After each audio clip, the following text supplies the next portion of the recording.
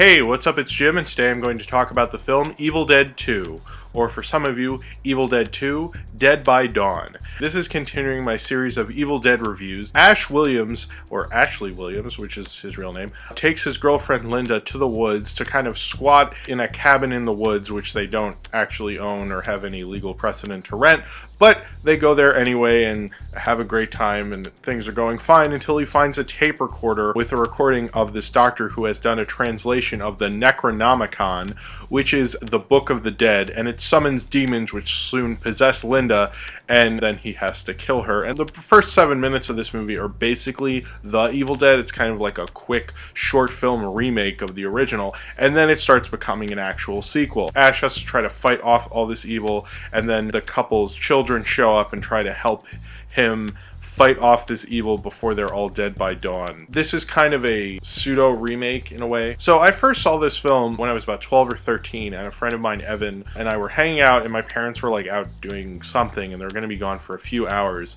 and I wasn't really allowed to see R-rated movies or rent them. You know, the video store knew I couldn't rent R-rated movies. I was too young. But my friend Evan was allowed to rent R-rated movies, and so he went and he was like, here, I know you really want to see Pulp Fiction, which is what I wanted to see, but he was like, you need to see Evil Dead 2.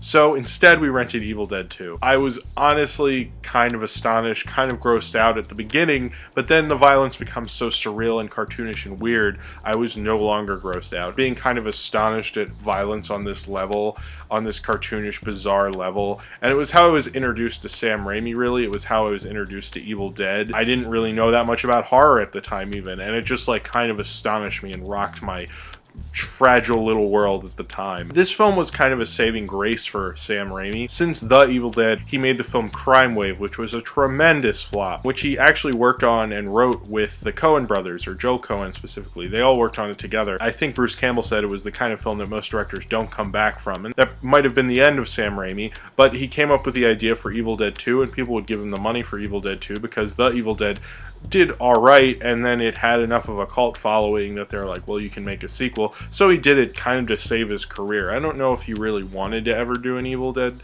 2 otherwise. If Crime Wave, let's say, had been a huge hit, would he have done an Evil Dead 2? I don't know. But one thing I love about Evil Dead 2, specifically in terms of its kind of sequel slash remake quality to it, is it feels like, have you ever heard a director, even in film school, or a director when they're older, go, God, if I could make that now, I would do this, I wouldn't do that. And it really feels like that's what Sam Raimi did with Evil Dead 2. He had seen the Evil Dead probably a ton of times at that point. He was probably like, God, I wish I had done this, I wish I had done that. And it feels so much more looser, and he's so much more of a confident director at this point in his career. And it really shows in Evil Dead 2. There's so much more fun going on in Evil Dead 2. I mean, this is more of a comedic take. They didn't want to do the same idea as The Evil Dead. The Evil Dead is far more of a straight horror film than Evil Dead 2. But that's kind of what I really love, and as I was saying in the Evil Dead review, is what I prefer about Evil Dead 2, because it's such a unique, strange, surreal, it's got such a crazed, visceral quality. I know a lot of people use the term fever dream. I've never really had a fever dream, but I imagine if I did have a fever dream, it would be a lot like Evil Dead 2, which would be completely horrifying and funny and silly and crazy, and that's the quality you get from Evil Dead 2. I remember seeing it for the first time and just being awestruck. It's like Raiders of the Lost Ark. It just keeps going and going and going. And there's a certain quality of this film where it's like everything's calm.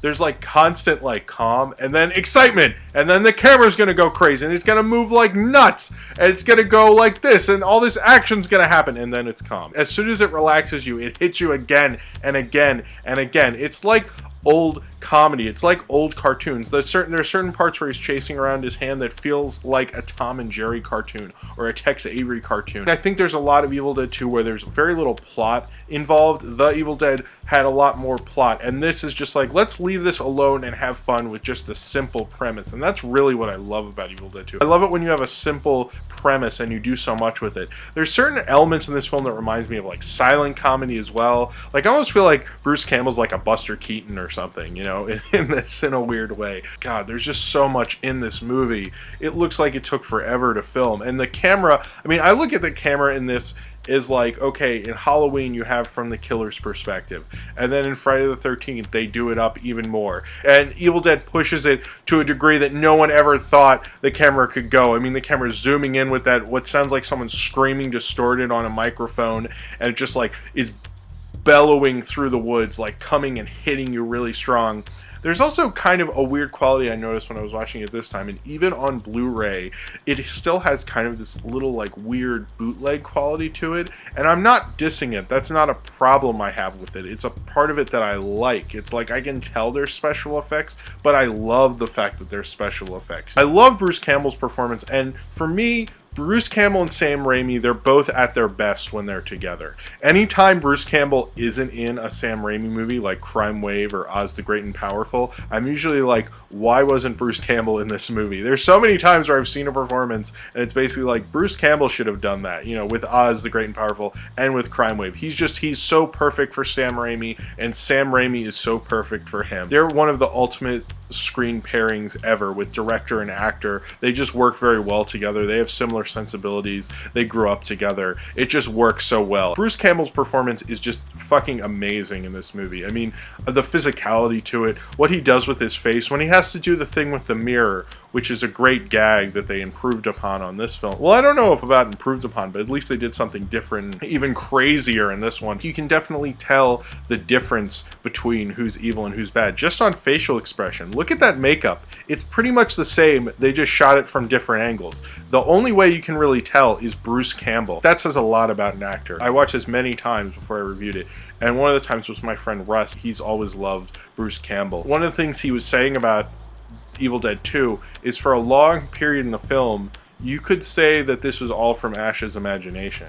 I mean, you could really take that theory with it. He was like, it's wrong, but you could really say that because he is alone. He is by himself for a large majority of it. And that's a really good point. It's kind of interesting how alone he is. It's just Bruce Campbell and special effects.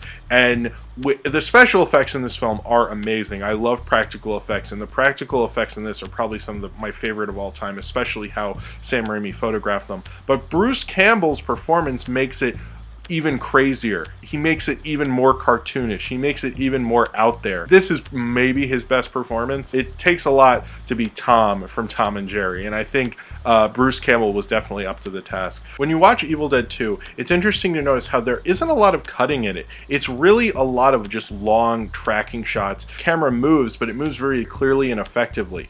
And it's crazy that the camera does those crazy zoom-ins, and the thing with they're pushing Ash through the forest keeps that crazy phonetic, amazing pace through it with all this crazy things happening, and it just feels like you can't stuff enough into a film, which by the way is a minute shorter than the original, I should add. Yet there's not that much cutting. There's not that many shots in it. It has such an older Hollywood feel to it because it has so little cutting, and it's all like kind of good camera work. I've noticed that with older films, sometimes they'll zoom in and zoom out and it'll just be one shot. It's just the way they shot it. You don't even notice it. It does remind me of direction for a silent film or like a Buster Keaton film, like Buster Keaton's first short where he's building a house that I forget the name of right now. It's just like there's a lot of gags. There's a lot of different various gags happening that you never get bored and keep the fun going and keep the audience entertained. And there's no real lull time in it. Whenever there's lull time, it comes and snaps back at you so quick you don't even know what hit you. This is the film that got me into Sam Raimi. I saw this before there were Spider-Man movies.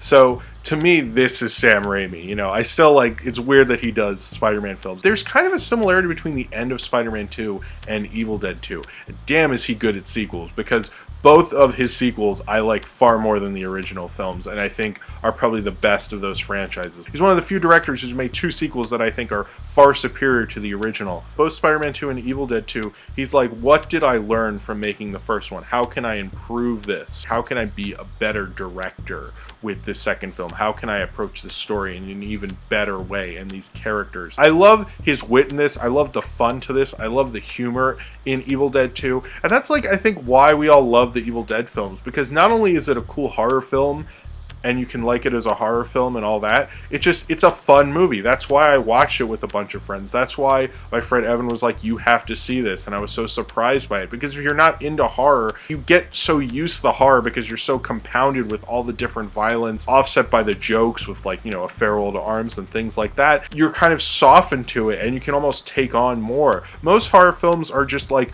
intense and confronting you. But Evil Dead 2 isn't really like that. Evil Dead 2 kind of almost like those old Hollywood movies, wants everyone in the audience to have a good time, but at the same time it's subversive. That's what's so cool about Evil Dead 2. And I think, like, look at what it's influenced. I mean, I know Edgar Wright's a big Evil Dead fan, and you can so see it in Evil Dead 2. I mean, without Evil Dead 2, I don't even know if there would be an Edgar Wright. The way Sam Raimi directed this, I think this might be his best directed film, because he directed the hell out of it. You have to take a good director to really put as many cool gags and cool sequences in this. Sam Raimi wasn't a huge horror fan growing up. He liked funny films and comedies and the Three Stooges, and that's all in Evil Dead 2. And horror is in that too. And he put that in there with the horror. He made a damn good horror film, and he was a very imaginative guy. I really love Evil Dead 2. I think Evil Dead 2 is one of the best films of the 80s. It might be the best horror comedy. It's definitely up there, and I just really like Evil Dead 2. There's nothing wrong with Evil Dead 2. So if you have seen Evil Dead 2 and you would like to talk about it, then comment below in the comments, and subscribe if you would like to.